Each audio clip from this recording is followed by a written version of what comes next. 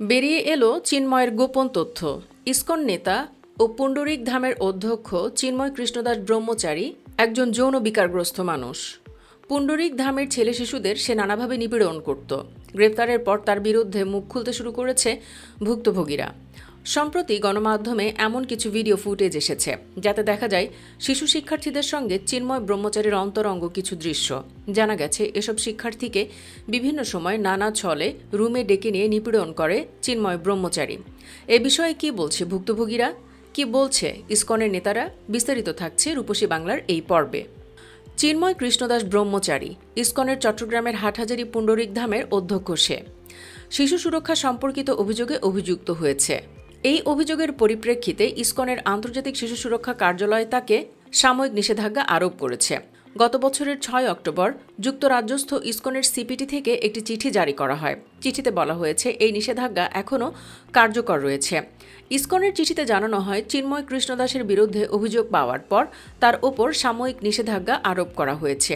এই নিষেধাজ্ঞার ফলে সে ইসকনের কোনো ব্যবস্থাপনা বা নেতৃত্বের পদে থাকতে পারবে না, কোনো কীর্তন বা ক্লাস নিতে পারবে না এবং পূজা অর্চনায় অংশ নিতে পারবে না।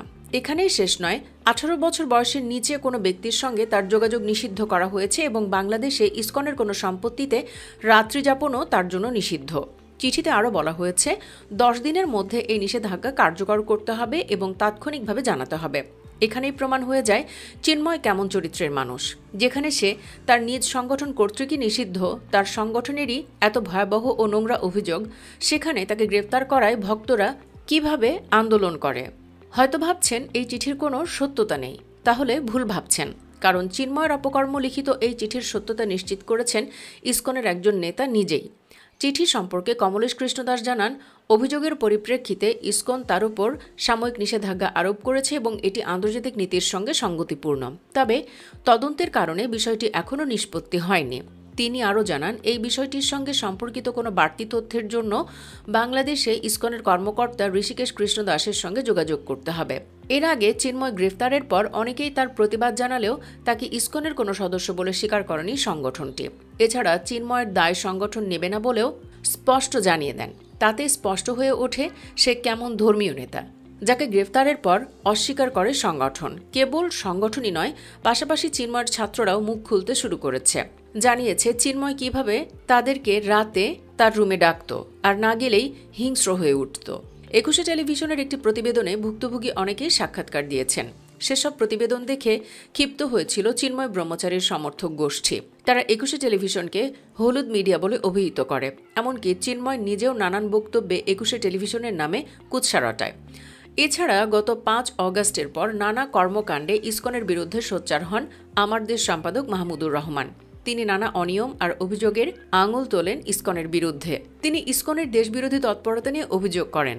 এতে ক্ষিপ্ত হন ইসকন নেতা চিন্ময় ব্রহ্মচারী ও ইসকন সমর্থকরা। মাহমুদুর রহমানের ওই বক্তব্য প্রত্যাহার ও তাকে নিঃশর্ত ক্ষমা চাইতে 7 দিনের আলটিমেটাম দিয়েছিল চিন্ময় ব্রহ্মচারী। তবে এরপর ওই বিষয়ে চিন্ময় ব্রহ্মচারী ও ইসকনের কাউকে আর কথা বলতে শোনা যায়নি। এছাড়া তার বিরুদ্ধে একাধিক মামলা রয়েছে। জাতীয় পতাকা অবমাননার অভিযোগে রাষ্ট্রদ্রোহ মামলায় গত 30 অক্টোবর চিন্ময় কৃষ্ণদাস ব্রহ্মচারী সহ 19 জনের বিরুদ্ধে মামলা দায়ের হয়। এই ঘটনায় আগেও 2 জনকে গ্রেফতার করে আইন শৃঙ্খলা বাহিনী। এবার গ্রেফতার হলেন চিন্ময়। কোতোয়ালি থানায় দায়ের হওয়া মামলায় অভিযোগ করা হয়েছে, গত 5 অগাস্ট গণ অভ্যুত্থানের পর বৈষম্য বিরোধী ছাত্র জনতা নিউ মার্কেট মোড়ে একটি জাতীয় পতাকা উত্তোলন করে। গত 25 অক্টোবর লালদিঘি মোড়ে সমাবেশের দিন ওই পতাকার ওপর সাম্প্রদায়িক ধর্মীয় গোষ্ঠী ইসকনের গেরুয়া রঙের ধর্মীয় পতাকা উত্তোলন করে স্থাপন করে দেয়া হয়, যা রাষ্ট্রের অখণ্ডতাকে অস্বীকার করার শামিল। এজাহারে আরও বলা হয়েছে, জাতীয় পতাকার ওপর ধর্মীয় পতাকা উত্তোলন করে আসামিরা দেশের ভেতর অরাজক পরিস্থিতির সৃষ্টি করে দেশকে অকার্যকর করার রাষ্ট্রদ্রোহ কাজে লিপ্ত আছে। এর বাইরে তার নামে চট্টগ্রাম ভেটেরিনারি ও অ্যানিম্যাল সায়েন্সেস বিশ্ববিদ্যালয়কে নিয়ে মিথ্যাচার প্রচারের অভিযোগও রয়েছে।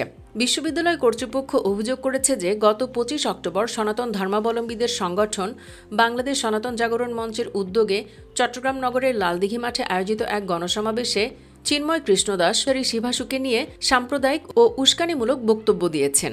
সমাবেশে তিনি অভিযোগ করে বলেন, আজকে অত্যন্ত দুর্ভাগ্যের বিষয়, ভেটেরিনারি ইউনিভার্সিটি, চিটাগং ইউনিভার্সিটিতে হিন্দুদেরকে চিহ্নিত করা হচ্ছে। মাঝখানে কিছুদিন থেমে গিয়েছিল, আবার নতুন করে মাথাচাড়া দিচ্ছে।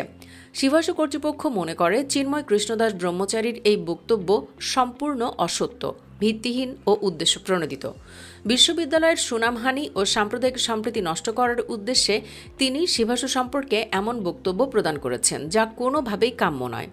শিবাসু কর্তৃপক্ষ দ্ব্যর্থহীনভাবে বলতে চায় যে শিবাসুতে এ ধরনের কোনো ঘটনা ঘটেনি, বরং শুরু থেকে অদ্যাবধি এই বিশ্ববিদ্যালয়ের শিক্ষক শিক্ষার্থী ও কর্মকর্তা কর্মচারীদের মাঝে সৌহার্দ্যপূর্ণ সম্পর্ক এবং সাম্প্রদায়িক সম্প্রীতি বজায় রয়েছে, যা ভবিষ্যতেও অব্যাহত থাকবে বলে কর্তৃপক্ষ দৃঢ়ভাবে বিশ্বাস করে। তাই শিবাসু কর্তৃপক্ষ চিন্ময় কৃষ্ণদাস ব্রহ্মচারীর উক্ত বক্তব্যের তীব্র নিন্দা ও প্রতিবাদ জানাচ্ছে।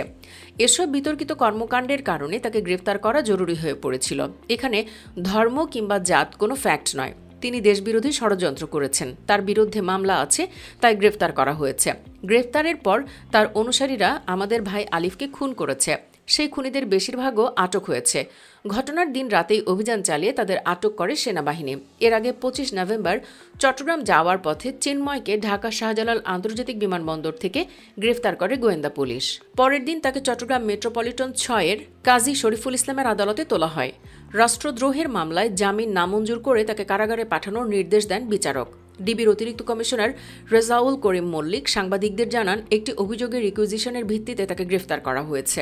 এর আগে 25 অক্টোবর চট্টগ্রামে অনুষ্ঠিত সমাবেশে চিন্ময়ের বিরুদ্ধে জাতীয় পতাকা অবমাননার অভিযোগ তোলা হয়েছিল এবং 31 অক্টোবর চট্টগ্রামে রাষ্ট্রদ্রোহের মামলা দায়ের করা হয়। তবে পরে বিএনপি ওই মামলাকারীকে দল থেকে বহিষ্কার করে। জানা গেছে, চিন্ময় কৃষ্ণদাস ব্রহ্মচারী চট্টগ্রাম কারাগারে সাধারণ বন্দীদের সঙ্গেই রয়েছে, খাচ্ছে নিরামিষ। জেল থেকেই এ খাবার সরবরাহ করা হয়েছে। চট্টগ্রাম কেন্দ্রীয় কারাগারের senior jail super Iqbal Hossain এ তথ্য জানান। আদালত চিন্ময় কৃষ্ণকে কারাগারে ডিভিশন প্রদানের নির্দেশ দিলেও কাগজপত্র না পাওয়ায় এখনও পর্যন্ত তাকে ডিভিশন দেওয়া হয়নি বলে জানা গেছে। সাধারণ বন্দীদের সঙ্গে রাখা হলেও কোন ভবনে রয়েছেন নিরাপত্তার স্বার্থে সেই তথ্য জানাতে অপারগতা প্রকাশ করেন এই কর্মকর্তা। Senior jail super Iqbal Hossain বলেন, চিন্ময় কৃষ্ণ কারাগারে নিরাপদে আছেন, ভালোই আছেন। একটু আগে আমি তার সঙ্গে দেখা করে এসেছি, তিনি সুস্থ রয়েছেন। ধর্মমতে যেসব খাবার তিনি খান সেগুলো জেল থেকে সরবরাহ করা হচ্ছে। যেহেতু বাইরের খাবার এখানে অ্যালাউ না, তার সঙ্গে আইনজীবী বা ভক্তদের কেউ দেখা করেননি, দেখা করার জন্য কেউ আবেদনও করেননি। চিন্ময়ের নামে এখন অবধি যত অভিযোগ উঠেছে তাতে তার বিচার তো কাম্যই। সেই সাথে তার সংগঠন ইসকনেরও নিষেধাজ্ঞা জরুরি, কারণ এরা এরই মধ্যে অনেক অপরাধ করে ফেলেছে। সুযোগ পেলে সামনে আরও কত কিছু যে ঘটাবে তার হিসেব রাখাও কঠিন হয়ে পড়বে। তাই আমাদের জনগণের পক্ষ থেকেও তাদের নিষিদ্ধ করার জন্য আওয়াজ তোলা উচিত।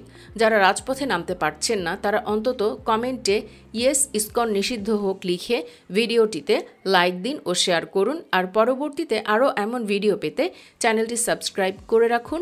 ধন্যবাদ এতক্ষণ সাথে থাকার জন্য।